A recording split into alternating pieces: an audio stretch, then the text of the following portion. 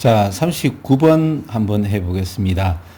제가 이 두 가지 트랙을 지금 간다 그랬죠. 그죠? 하나는 수능 문장이 참 아름다워요. 근데 이제 이 아름다운 이 수능 문장을 해석하는 데 있어서 내공이 필요합니다. 그래서 거대 담론이라든지 철학이라든지 기본적 상식 같은 것들이 되게 필요해요. 특히 39번 같은 경우는 그런 게 요구되죠. 또한 물론 뭐가 있죠? 응성하게라기보다는 어떤 패턴별이다 보니까 읽지 않고도 풀 수 있다. 이 두 가지 방향으로 나가고 있죠. 그래서 읽지 않고 풀 수 있는 방법으로 하다 보면 실력과 상관없이 다 맞을 수 있으니 여기에 대해서 우리 한번 생각해 보자라고 고발하고 있죠. 그리고 아까 말했듯이 실제로 우리 청소년들이 반드시 알아야 되는 어떤 덕목들을 접근하지 못하도록 하는 그런 해석은 좀 지양했으면 좋겠다라고 고발하는 것도 있죠. 자, 이 문제는 어떻게 읽는다 그랬죠? 기본적으로 주어진 문장을 잘 읽는다예요. 그죠? 주어진 문장을 잘 읽다 보면은 얻어 걸리는 것이 있는데 그게 여기서는 뭐입니까? 바로 this죠.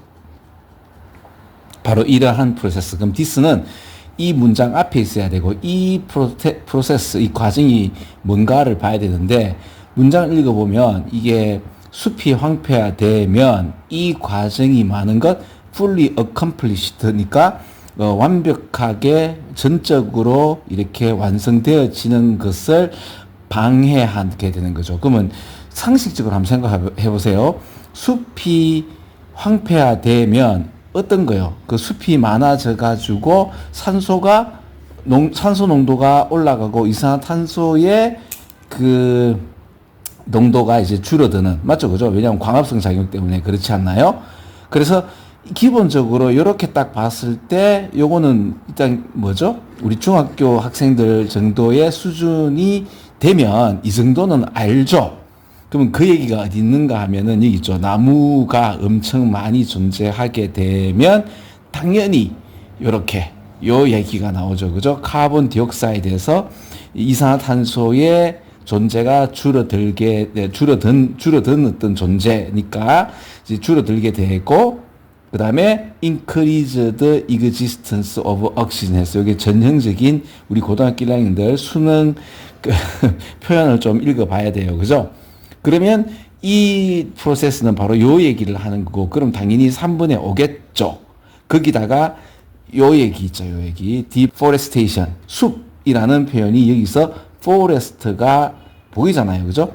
그럼 이 forest가 사라지는 이야기가 이게 뭐 반 이상 사라졌다고 얘기가 나오는데 지금 요 얘기가 요 얘기죠. 그죠? 그럼 당연히 3번이 오겠는데 제가 이때까지 했던 어떤 전체적 이야기는 다 이런 방식이었어요. 기본적으로 패턴과 그 다음에 내공이 있어야지 풀리는 어떤 그 문제라 이거죠. 그죠? 39번에 보시면은 3번 맞잖아. 그죠?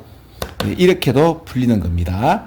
자, 이렇게 혹시 모르니까 자, 그럼 오늘 수업 여기까지 끝. 계속하겠습니다. 자, 40번 문제인데요. 40번 문제는 제가 물론 이제 이런 게 있습니다. 40번이 고등학교 2학년, 고등학교 3학년에 나오는 40번보다는 밀도가 조금 이제 그 덴시티에 있어서 이제 좀 낮죠. 밀도가 좀 낮고 읽기는 쉽지만 직관적으로 그렇죠. 어떤 단어를 가지고 그 단어에서 바로 이렇게 그 답이 나오는 게 아니었단 말이에요. 그죠? 전체를 읽어가면서 이게 어떻게 보면 유추해가는 이야기죠. 가령 예를 들면 이렇게 위험을 느끼는데 느낌과 동시에 벌써 뭐를 하게 된다?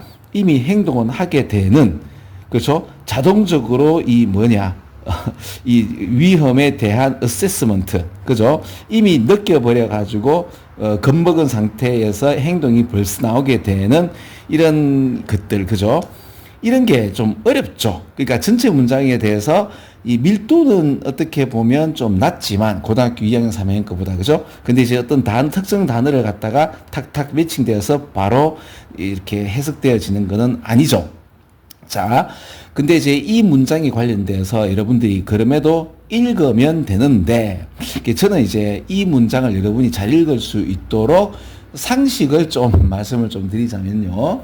자, 우리가 가령 예를 들어서 짜장면을 먹을지 짬뽕을 먹을지 뭐죠? 나의 어떤 프리윌이 탁 결정한다고 생각하지만 사실은 나의 이 오장육부가, 그러니까 나의 생리 작용이 먼저, 그러니까 오장육부에서 나오는 것이 감정이거든요. 근데 여기는 그런 말은 없지만 알아두세요. 알아두셔야 됩니다. 다음에 또 나올 겁니다.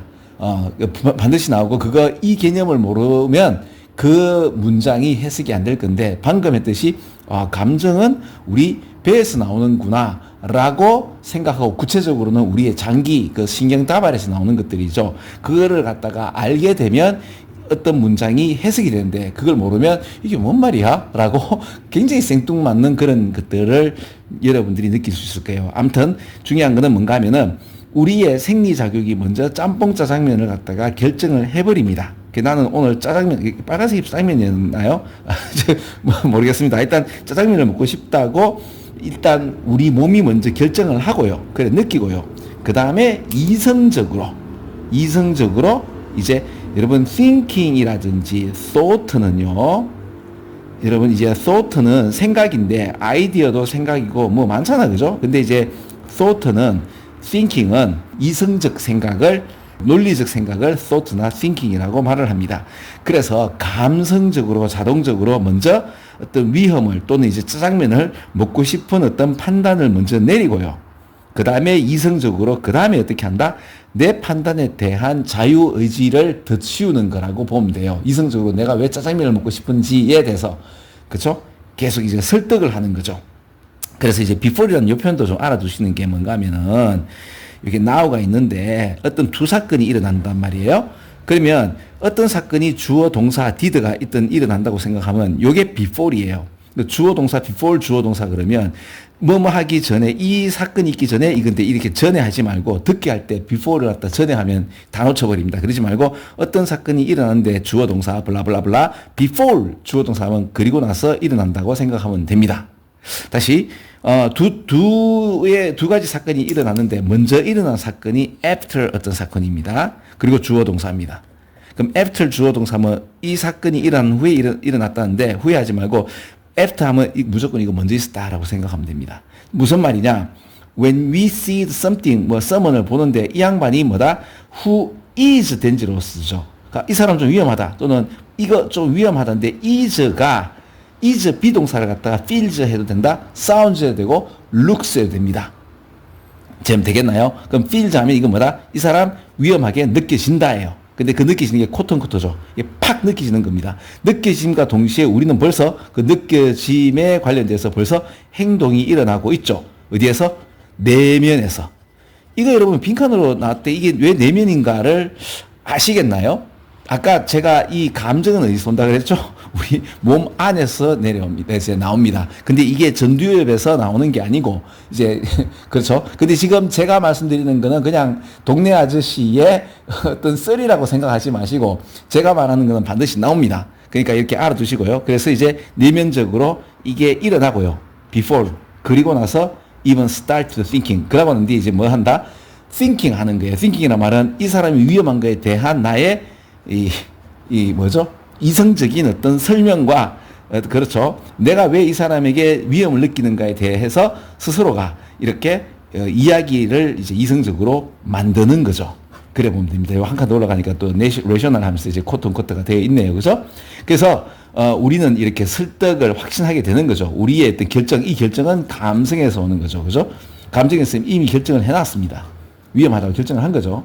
그리고 이 결정은 나는 굉장히 이성적이다라고 생각하지만 실제적으로는 대부분의 우리의 인간들의 결정은 이모셔널리하게 만들어진다라고 하고 있고, 또 계속 내가 이거 읽으면 여러분들이 재미가 없습니다. 제가 방금 했던 이 개념을 가지고 이 문장을 읽으시면 뭔 말인지 확실하게 더 재미있게 여러분만의 고요한 어떤 속도와 그리고 그 재미를 느끼면서, 왜? 이미 개념을 알고 있기 때문에 그 개념이 전개되면서 새로운 사건들이 또 내 지식에 더해질 때 굉장히 희열을 느껴요. 그래서 저는 수능 문장들이 보통 유튜브에서 외국인들이 영어를 쓰는 양반들이 이제 욕을 하죠, 그죠? 근데 왜 그런가 하면 이 수능 문장의 이 문장들은 기본적으로 컨벤셔널 위스덤, 즉 우리 일반 사람들이 컨벤셔널 위스덤에서 A가 진리라고 생각을 하고 사는데 사실은 B가 진리죠. 그래서 수능은 B의 진리를 이야기를 하고 있는 겁니다. 실제로는 B가 진리인데 우리 인간들은 A라고 착각하며 사는 것들이 많거든요. 아시겠나요? 그래서 제가 어떤 뚱딴지 같은 소리를 하는 것들인데 이거 제가 많이 해서 그런 게 아니고 수능을 하도 많이 보다 보면 이제 이게 뭔 말인지를 알게 되는 겁니다. 그래서 수능에 나온 이야기의 테마를 제가 이렇게 설명드리죠. 크게 철학적인 이야기라든지 AI에 관련된 어떤 철학이 되는 것도 있고 또 이제 거대 담론 이야기들, 그죠? 보통 업무론에서 나오는 그런 것들 이야기들이 적나라하게 나올 때마다 뭔 말인지 하나도 모르게 됩니다. 그런 것들. 그 다음에 과학 중에서도 이제 양자역학 관련된 이야기. 그게 이제 철학하고 같이 이제 엎쳐져 가지고, 보통 이제 수능에서 보면은 이걸 통섭이라고 하죠. 한 분야가 아니고 전혀 생뚱맞은 예를 생물학하고 뭐 경제학하고 콜라보를 이루어 가지고 어떤 다른 이야기를 1+2가 아니고 다른 어떤 창조적인 이야기를 하니까 얼마나 생뚱맞겠습니까? 근데 이런 현상이 일어난 이유가 뭐죠? 최근, 한 몇십 년도 안 됐죠? 한 10년도 안 됐죠?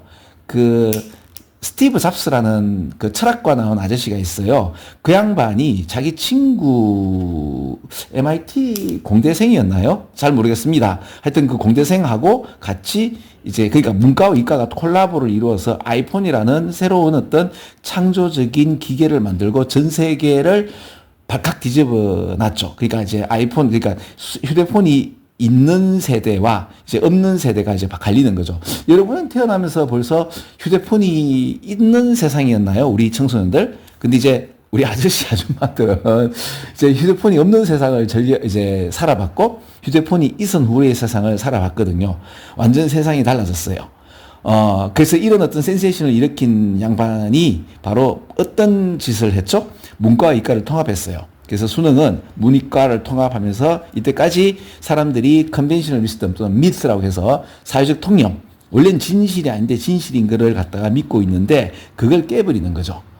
대부분 이게 음모론이라고 해서 치부해서 이거 접근하지 말아라고 하는 것들도 많거든요.